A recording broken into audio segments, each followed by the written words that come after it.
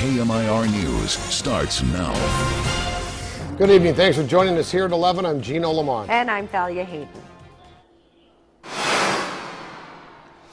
Topping our news tonight, Decision 2015, and the scandal in Palm Springs appears to have swayed the voters. That's for sure. Our Angela Monroe has been covering this all night and joins us live now in Palm Springs with the latest. Angela.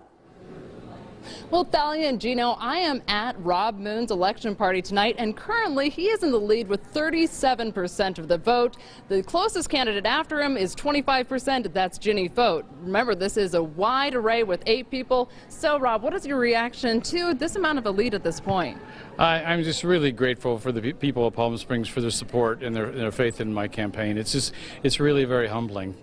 And of course, we heard from all the candidates at the forum last month, and the #1 question had to do with ethics, of course, in Palm Springs. This following, of course, the FBI coming out for that raid back in September. What are your thoughts? You know, you've spoken a lot about your career. You were in the military. Tell me how important ethics is in this race. Well, when we kicked off our campaign as very spot last March the 11th, the first word I used was integrity, and that was before all these accusations of other things happening started coming up. And to me, integrity has been the most important aspect of my life. I was taught that from the time I was 18 years old and went to Annapolis, throughout my entire military career and then in my corporate career. It's just what I've always tried to live by, and I really want to bring that to the mayor's office in Palm Springs. And of course, Palm Springs is a great city with great history. What are some of the other issues that you would want to take on as mayor? Homelessness is a really very serious situation here. You know, it's very important to our city that we take care of this, and also very important to the people who are affected, who are homeless. And I really want to address this and work with Ms. Fote very closely in taking care of this problem. And also development.